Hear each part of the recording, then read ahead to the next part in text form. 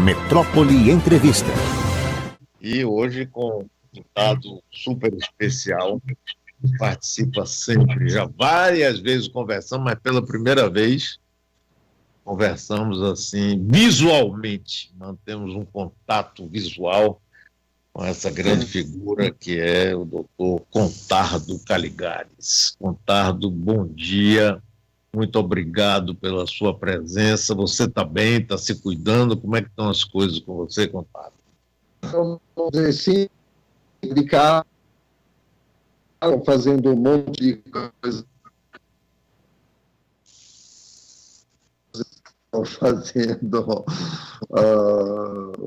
Estou cuidando da casa, do apartamento, estou cozinhando e o resto do tempo atendendo para a minha atividade.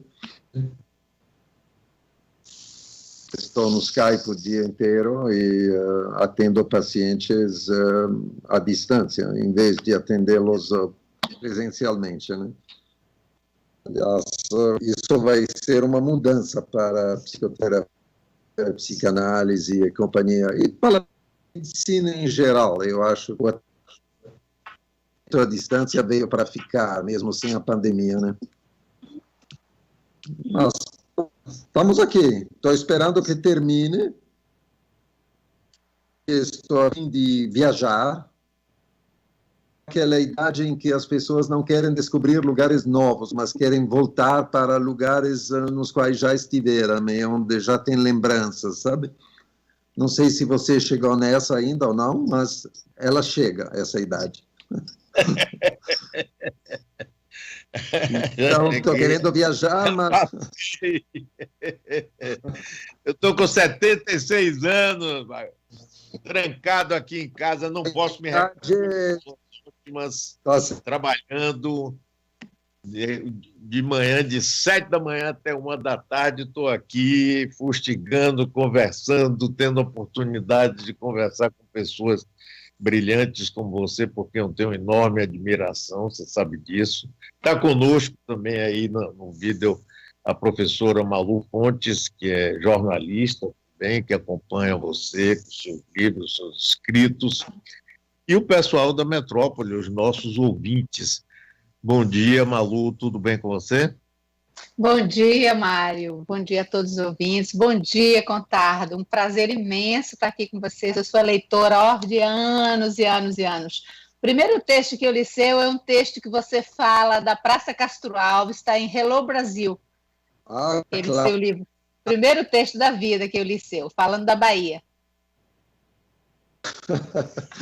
A Praça Castro Alves é do povo. Exatamente, sim. Era a Praça Castro Alves durante o Carnaval, não era qualquer momento. Sim. É claro. Sim. Ali que era o epicentro do Carnaval. Ali era claro. O Carnaval. Hoje é diferente. Mas, Contardo, conte aí pra gente aí da sua experiência, inclusive com seus clientes, sua vida. Essa pandemia pegou o mundo todo. O seu país de origem, inclusive a Itália, sofreu horrores, não é?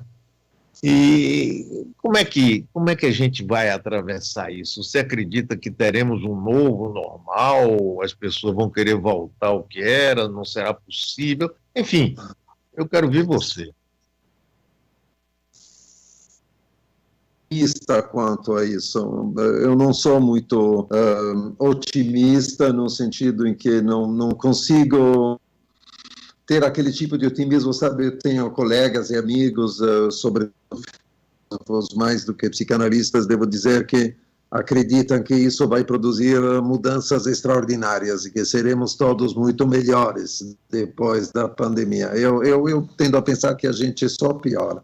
Então, não acho que vamos ser muito melhores por causa da pandemia, não. Mas, para mim, estaria bem se pudéssemos voltar, por exemplo... Não digo a mesma coisa, porque a gente nunca volta exatamente a mesma coisa, né? Acho que tem uma dimensão, por exemplo, de desconfiança, né? Inclusive de desconfiança da proximidade física, que vai levar um certo tempo para ser...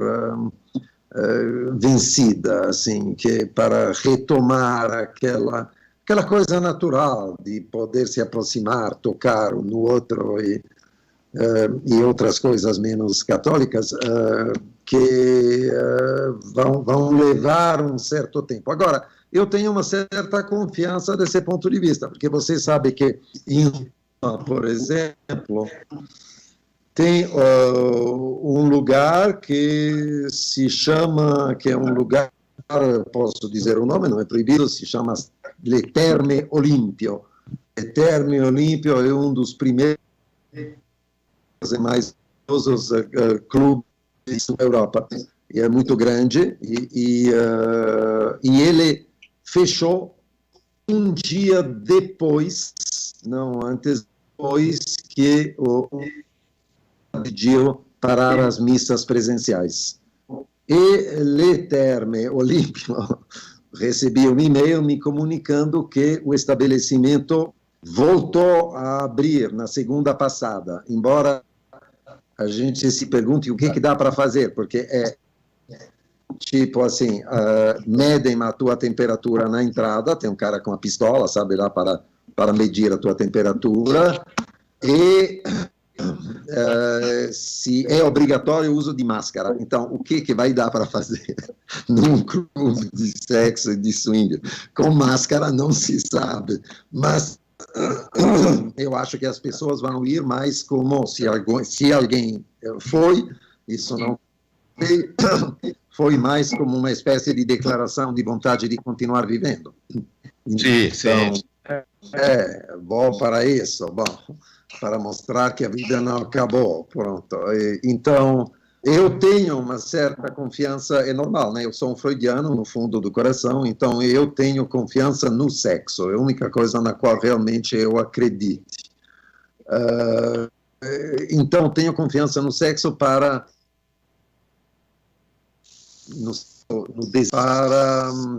que a vida volte a ser uma vida que vale a pena, para que as pessoas se aventurem. Aliás, o que eu vivi durante esses 2 meses e meio de pandemia e de confinamento em São Paulo, a parte mais divertida é como as pessoas conseguiram manter de alguma forma uma vida sexual durante esse tempo de confinamento, sobretudo quem está confinado sozinho, quem confinou na hora em que queria se separar, quem confinou no começo do namoro e não se confinou com a pessoa com quem estava começando a namorar. Então, como é que vai ser? Como é que o namoro continua? Como é que nasce? Se mantém a confiança possível no outro? Teve aquela história incrível na Itália, de um casal que estava transando no carro na cidade deserta e parou a polícia. Eles foram multados, não foram multados porque estavam transando em público, porque, claro, não tinha público, então, como é que você acusa? Não tinha ninguém. Mas foi multado porque eles, primeiro, porque eram de cidades diferentes, eram pessoas que namoravam, mas que não conseguiam se ver, e o segundo argumento eu acho extraordinário, porque na Itália, durante o confinamento, só podia se encontrar com pessoas da mesma família. Então, foram multados por não serem da mesma família. Então, incesto era permitido. Se não fosse incesto, era multa de 1.000 euros. Aí, contado, é o velho Eros lutando contra Thanatos, né? Contra a morte. A vida da gente vem daí mesmo, né? Não? Ô, Contardo, eu tenho lido coisas suas exatamente falando disso, né? Mais ou menos assim, dizendo que o que vai nos salvar nesse novo normal, nesse futuro que ninguém sabe o que é. Todos os dias a gente vê nos jornais como será o futuro, como se soubéssemos. Não sabemos. E você diz sempre isso, eu tenho lido em algumas coisas recentes suas, entrevistas, que o que vai nos salvar é o sexo. Nós tendemos sempre a sermos muito rebeldes como seres humanos. Você é um observador privilegiado, como etnógrafo, como psicanalista, e levando em conta essa onda tão reacionária dos costumes que a gente vive no Brasil, de pessoas, de figuras públicas, como os próprios Bolsonaros, como a ministra Damares, como é que você tenta fazer um esboço hoje, eu sei que você não é visionário, mas que esboço você faz de como nós, brasileiros, que não seremos subordinados a essa onda reacionária, conservadora, antissexual, falso-puritana? Como será a nossa salvação sexual? Primeiro, a gente, sobretudo, e mesmo nós, Mário, que vivemos mais tempo até agora, temos a impressão de que a liberdade da qual gozamos, liberdade de agir, de pensar, liberdade de comportamento, que tudo isso é meio que garantido, que é quase naturalizado. E não é. Não é. A gente esquece que na metade do século XX, na civilizadíssima Inglaterra, em muitos estados dos Estados Unidos, alguém podia ser preso por ser homossexual, por exemplo, ou que o sexo anal, em geral, aliás, mesmo num casal casado, era um crime penal em vários estados dos Estados Unidos. Claro que ninguém telefonava para dizer, oi, eu fiz com a minha mulher hoje à noite, não, mas enfim, imaginando que alguém soubesse, era um crime, estava na lei. Então, a gente esquece quanto isso foi difícil, quanto isso foi um longo caminho, e quanto talvez não tenha nada natural nisso, e quanto talvez a geração depois da nossa e as gerações terão que encarar lutas, como já teve no passado, para a sua liberdade básica de comportamento e de pensamento. Eu não estranharia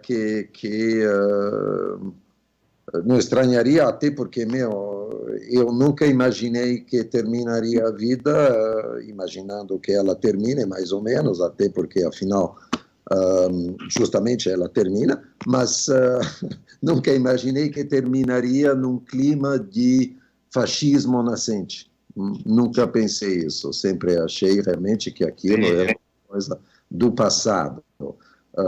Então, depois disso, de ter visto isso, na verdade, nada me estranha, nada me estranharia. Poderia ter qualquer coisa, poderia ter desde, sei lá, perseguição de quem se diz ou considera ateu, perseguição de, sabe, de qualquer que professa, sei lá, religiões pagãs, por exemplo, que seria mais a minha praia. Eu tenho uma certa simpatia por Roma antiga, então, se tivesse que escolher uma religião obrigatoriamente, eu escolheria paganismo romano, porque é mais relapso do que o grego, então prefiro os romanos. Mas imagino perfeitamente que alguém possa chegar na minha casa e achar que isso é um crime. Até porque uma vez que você viu Jesus numa goiabeira, qualquer coisa é possível, né? Contado, esse negacionismo, até lá você viu o prefeito de Milão, né? Começou, deu aquele exemplo, depois Trump, e aqui Bolsonaro até agora, né? Negacionismo total, e tem muita gente que cai nessa e que se expõe. Hoje mesmo eu vi um pessoal, um cientista do Comitê Covid, dizendo, olha, essa liberação aí está soltando um pouco o abatedouro. Psicologicamente, o que é que leva a pessoa a adotar uma posição tão negacionista quanto essa? Escuta, primeiro é muito cômodo, porque o vírus, como as bactérias, enfim, esses bichinhos são invisíveis, né? Então, tem essa ideia de que você está facilmente disposto a achar que, bom, é uma invenção, é alguém que está dizendo que tem, não sou eu. Segundo, nós estamos sempre dispostos a aceitar uma explicação paranoica do mundo. Sabe, explicação do mundo por quem está fazendo isso contra nós.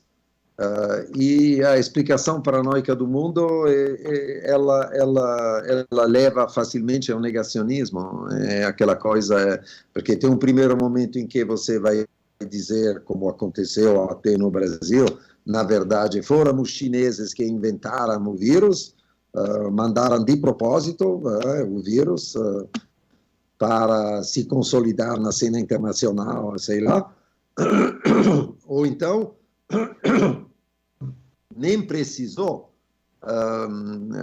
fabricar o vírus e mandá-lo para cá, só precisou ter uma campanha de desinformação suficiente para que todo mundo acreditasse que tem vírus. Então, a partir disso, eu vou paralisar a economia, vou destruir... Bom, são visões paranoicas do mundo, acompanhadas pelo fato de que nós vivemos numa época, o que é normal, digo, numa época não, mas no caso específico do nosso governo, uma espécie de desprezo do pensamento científico, que é absoluto, sempre presente. Aconteceu na negação da mudança climática, na negação do que estava acontecendo na Amazônia, na ideia de que tudo isso é um papo político contra a gente, porque, bom, então, vai junto, então não tem... aliás, a Terra é plana, você está sabendo disso, não tem essa de Terra redonda.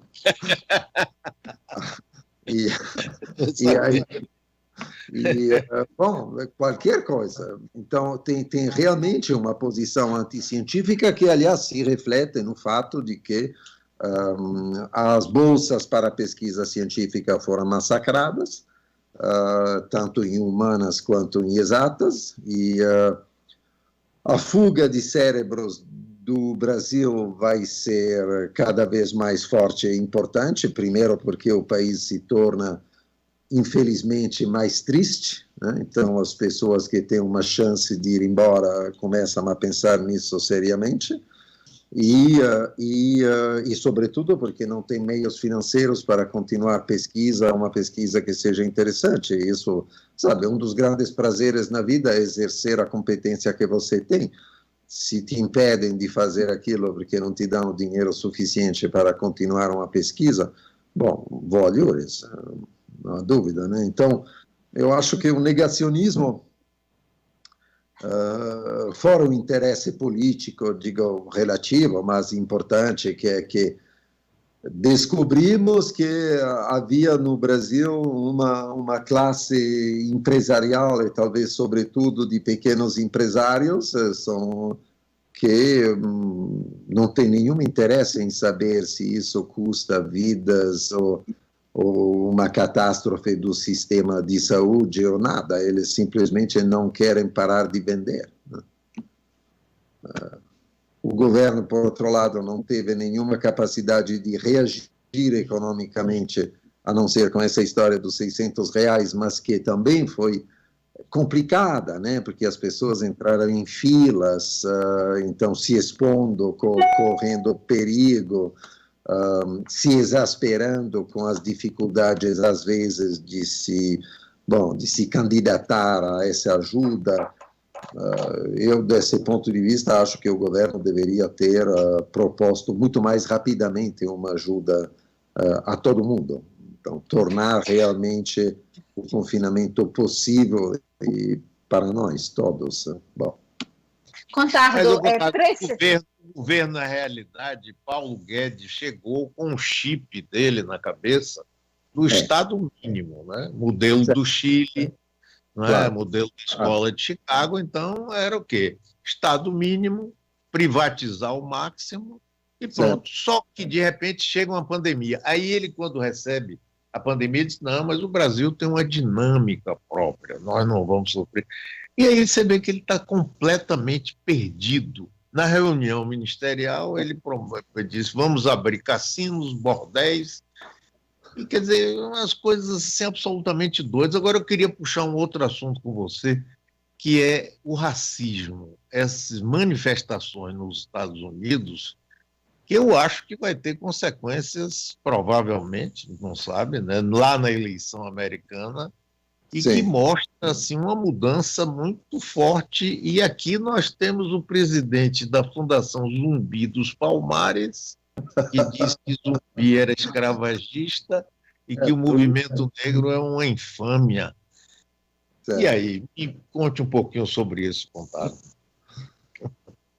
Escuta,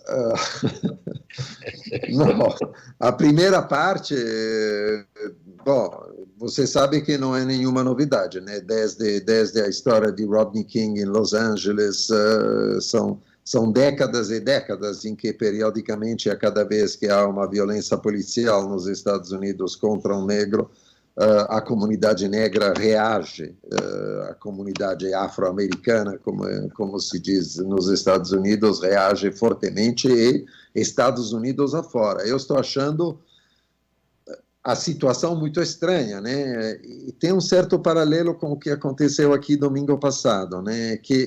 Porque eu digo estranha porque em plena pandemia eu imaginava que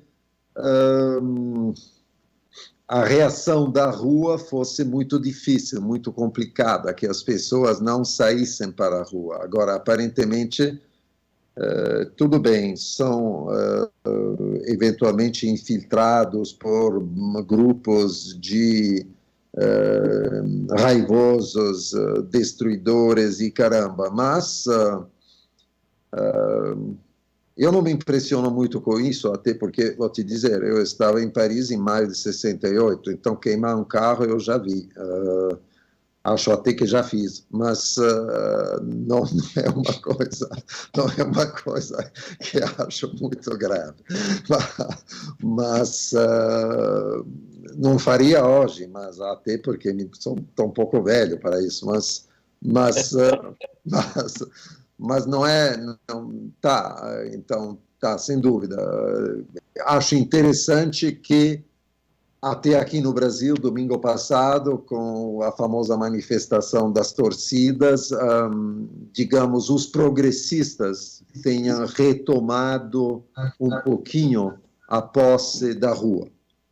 Porque a posse da rua, do ponto de vista político, eu acho que ela é muito importante. É muito difícil encarar um governo como esse, que é profundamente antipopular, sem poder manifestar. E a pandemia torna a manifestação um ato ao mesmo tempo suicidário. O que eu vou fazer? Se não tivesse a pandemia, talvez tivesse clima hoje com aqueles incríveis abaixo-assinados de Somos a Maioria e companhia, talvez para convocar manifestações do tamanho das diretas já no Brasil, seria possível, mas com a pandemia, como é que a gente vai se unir a 100, 200, 300, 400 mil pessoas na Avenida Paulista ou na Praça Castro Alves, todos de máscara, mesmo todos de máscaras? É claro que isso, do ponto de vista do distanciamento social, é impossível. Então, achei corajosa essa presença de rua nesse último fim de semana. Bom, isso vai ter influência na eleição americana? Eu espero que sim, porque eu acho que realmente Trump, embora não tenha nada a ver com Bolsonaro, né, nada a ver, Bolsonaro tem esse sonho. Bolsonaro parece que viu muito filme de Bang Bang quando era jovem, então ficou deslumbrado pelos Estados Unidos, não entende nada do que são os Estados Unidos e fica maravilhado porque o Trump nos recebeu. Claro, o presidente do Brasil, o Trump vai receber. Bom, o Trump deve ter um desprezo absoluto por Bolsonaro e o Eduardo Bolsonaro e qualquer uma dessas figuras que lá aparece. Primeiro porque o Trump deve ter um desprezo absoluto para quem não fala inglês, já é um problema muito sério. Mas, segundo, porque Bolsonaro é o retrato do que Trump despreza. É um cara que é um político há 30 anos que conseguiu transformar todos os filhos dele em políticos. Trump é um empresário que odeia a política. Não tem nada a ver. Então, realmente, como é que seria amigos? Não dá nem para imaginar. Outra coisa, eu espero que esse acontecimento revele mais uma vez, não é a primeira, uma parte da ideologia trumpista que é realmente desprezível, porque também é estúpida, amadora, é twitteira, sabe? Trump é como Bolsonaro, tem aquela coisa, faz política pelo Twitter. Então, que isso tenha influência na eleição americana, espero que sim. Eu estou mandando todo o dinheiro que posso para a campanha de Biden, que não era meu candidato, claro, mas tudo o que eu posso. Não posso muito, porque eu sou cidadão americano, você sabe disso. Então, eu sei. Eu posso dar dinheiro, mas o máximo que você pode dar são $2.000, mas tudo bem. Não estou dando de uma vez só, estou dando tipo $50 por semana. Cada vez que sai uma notícia de Trump, me motiva para mandar dinheiro para Biden. Qualquer coisa. Mas, então, bom, agora, aqui tem essa coisa grotesca, né? O fato de ter conseguido escolher como diretor da Fundação Palmares, mas não é muito diferente como escolher para a nossa Secretaria da Cultura, que nem mais é ministério, pessoas que fundamentalmente odeiam os artistas e os produtores de cultura brasileiros. Então, o Alvin, que faz aquele discurso meio, aquela farsa de Goebbels na televisão, grotesco, a Regina Duarte, que realmente, coitada mesmo, não vou falar nada por piedade, mas... também acho isso mesmo, por piedade mesmo. Pena, piedade. Né? Me dá pena. Agora a ideia de colocá-la na Cinemateca, onde estão destruindo o patrimônio cinematográfico brasileiro, a história do que foi o cinema brasileiro sendo destruída completamente por falta de fundos, falta de cuidado, e colocá-la lá como que... Ô, Contardo, quem acompanha seus textos, sua história, seus livros, sua cidade no mundo, você é um produto, digamos assim, um produto humano, né, de 3 cidades. Sim. Roma, a Itália, de uma forma geral, que é de onde você vem, sim, sua infância, sua juventude, suas memórias de guerra. Depois, Nova York, você acabou mesmo de falar lá agora, para quem não sabia, que você é cidadão americano, e São Paulo, que é uma cidade que você escolheu hoje para viver.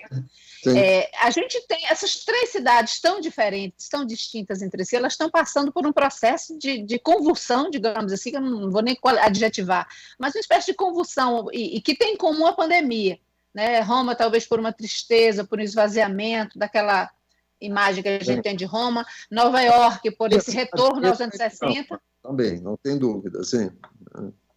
Então, eu queria saber se dentro das suas observações hoje, de quem conhece profundamente, de quem conhece as vísceras destas cidades, que marcas hoje você vê de disrupção dessas cidades em relação a elas mesmas hoje, Nova York, Roma e São Paulo? Escuta, primeiro eu tenho uma esperança, isso sim, que tem a ver com o que está acontecendo nessas 3 cidades, um pouco menos em São Paulo, porque o Brasil não tem um grande problema de refugiados, por exemplo. Aqui tem, claro, em São Paulo, sobretudo, tem, sem dúvida, mais que em Salvador, mas bolivianos, venezuelanos e companhia, mas são poucos. Isso eu gostaria muito... a minha maior esperança é que a pandemia não nos transforme, não nos feche, que não nos dê vontade de transformar os nossos países e as nossas cidades em lugares protegidos em que o estrangeiro seja vivido como uma ameaça. Eu realmente, por educação, desde pequenininho, se posso dizer assim, sempre tive um tremendo desprezo pela pataquada patriotista. Eu tenho sabe, que a gente tem um carinho grande pelas pessoas que falam a mesma língua, com quem temos uma cultura em comum, uma história, talvez uma parte do nosso destino em comum. Acho muito bom, é ótimo.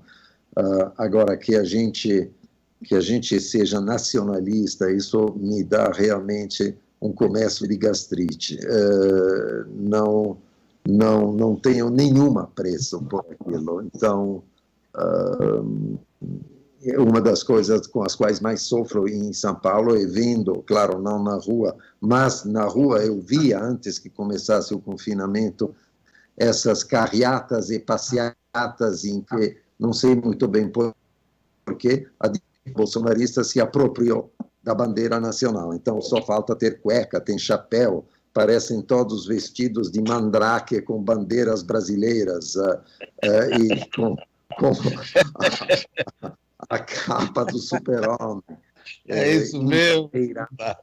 Essa apropriação, tipo, nós somos patriotas, que eu acho de uma idiotice tão profunda, porque também é um amor totalmente abstrato, né? Porque como é que você pode ser patriota, por exemplo, e estar contra o confinamento? Você não se importa com os outros seus compatriotas, justamente? Não, eles podem se fuder. Eu amo o Brasil, os brasileiros podem se fuder. É uma lógica muito bizarra.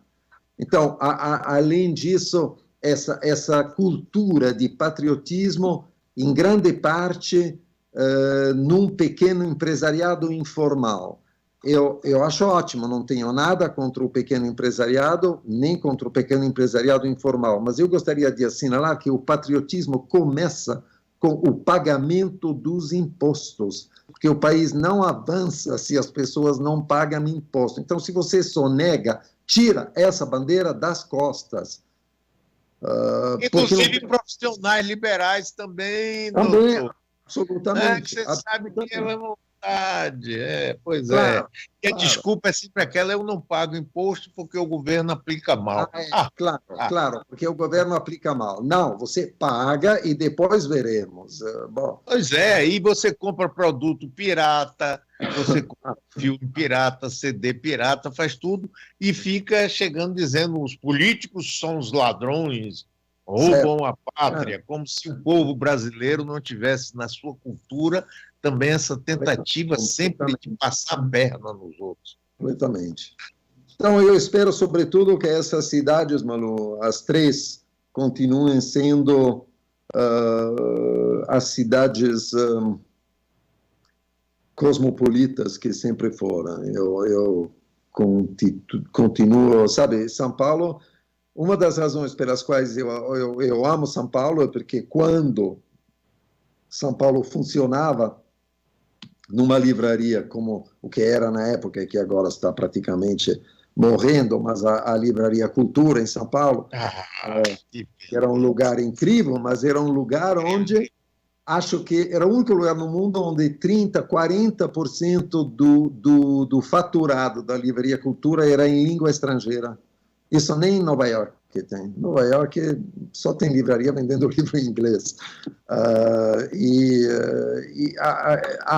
o poliglotismo paulistano, por causa da diferente origem dos grupos imigrantes, claro, as línguas que se preservam, então o caráter realmente globalizado da experiência urbana em todas essas cidades, Nova York, São Paulo, Roma, sim, mas mais ainda Milão.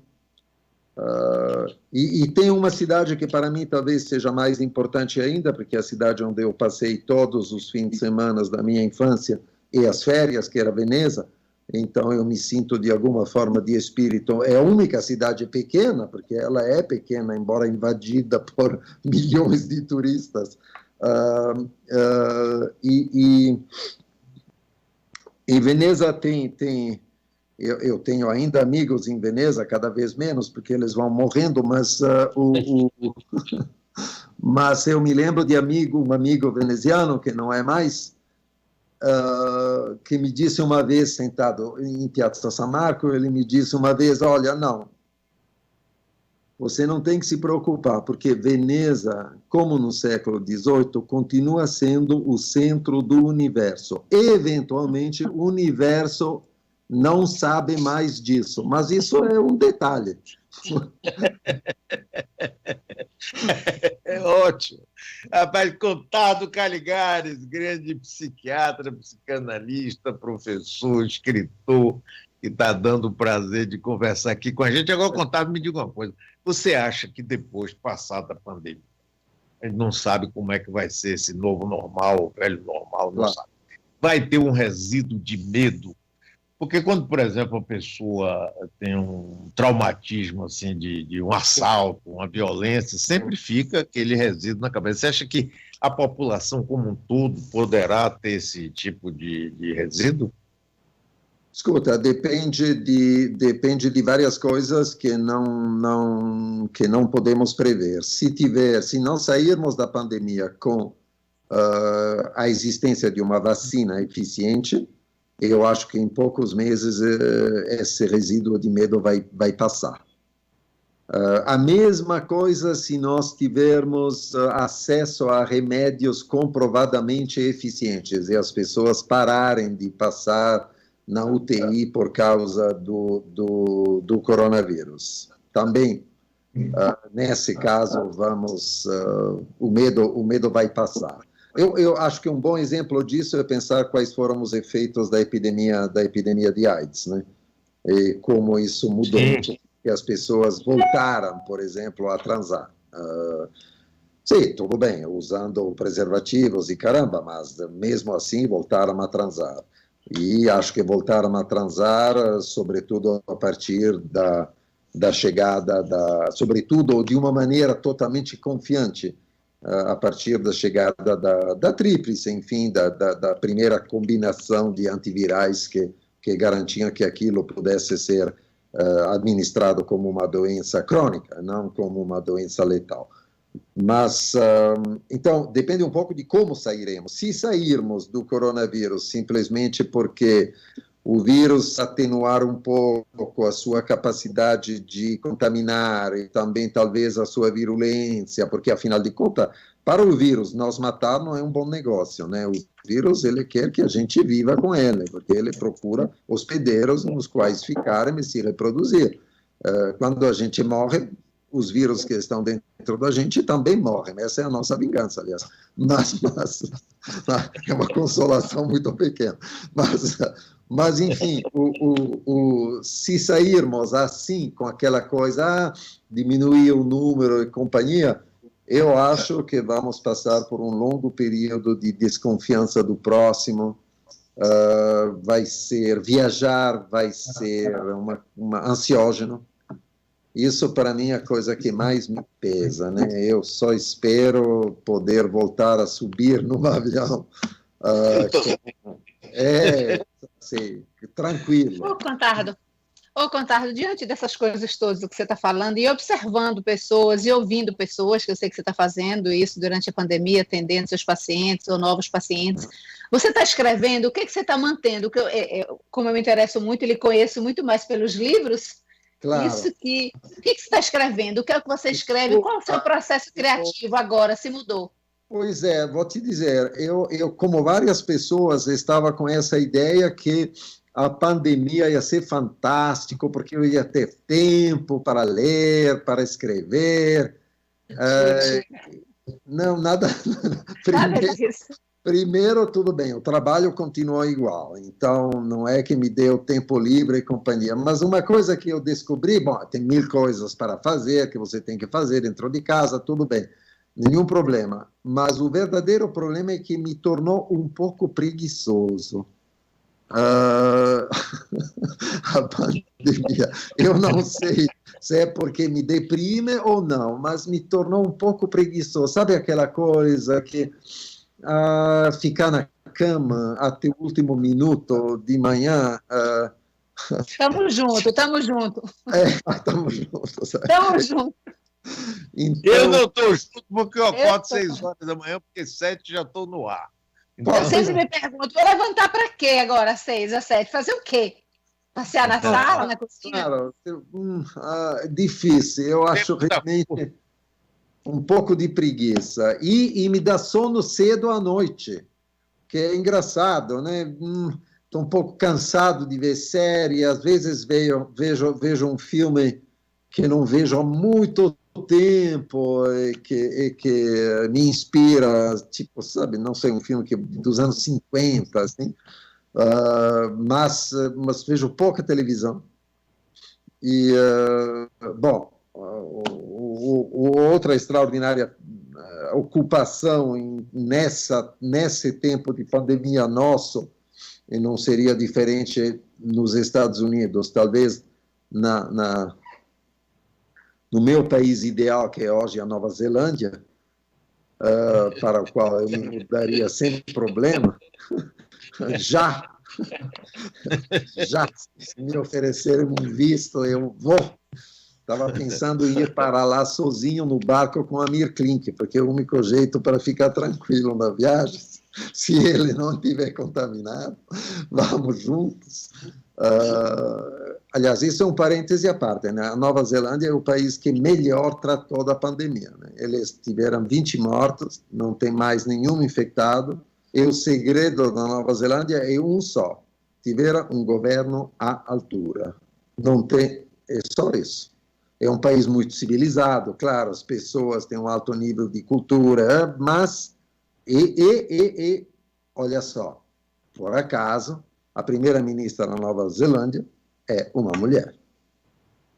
Então, é a Jacinda Ardern, que eu acho realmente o meu sonho de governo. Bom, você viram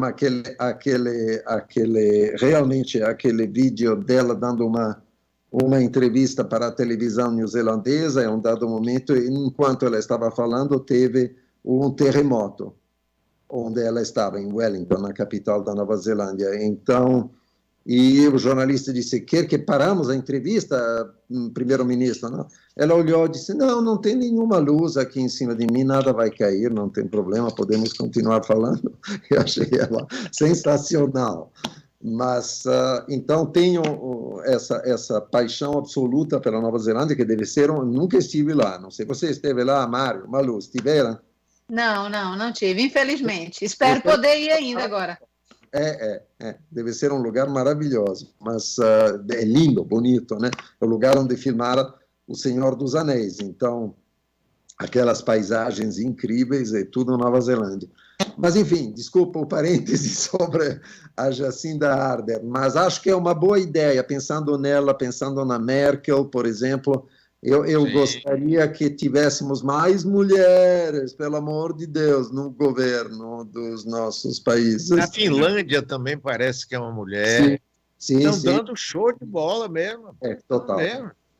Mas... Agora, Contardo, eu queria fazer uma pergunta a você. É o seguinte: eu assisti esses dias na Netflix uma série sobre a história daquele multimilionário americano Jeffrey Epstein.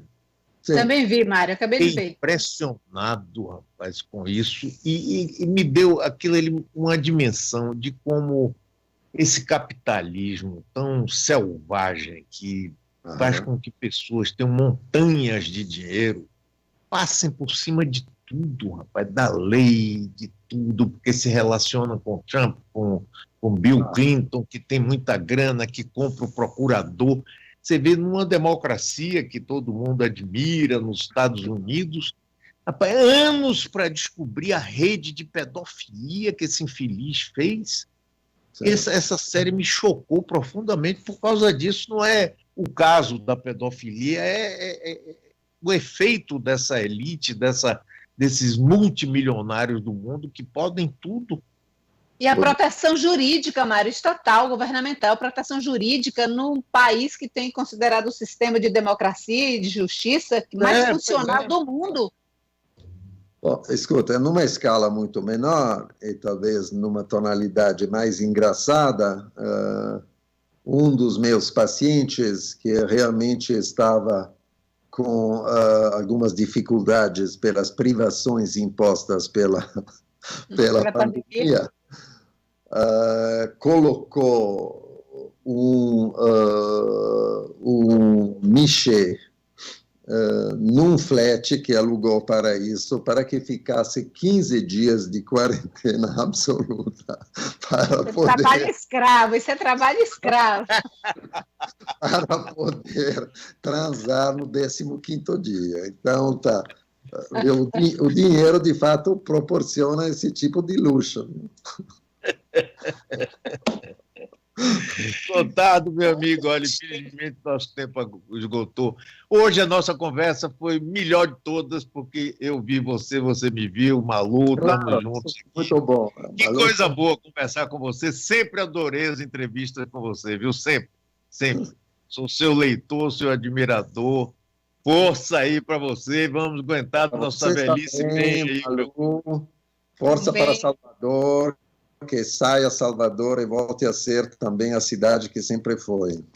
E obrigada por me aliviar, por saber que a preguiça não é uma condição só minha. Estou feliz da vida, me libertou do meu cárcere interno. Não lhe disse o que estou escrevendo mesmo?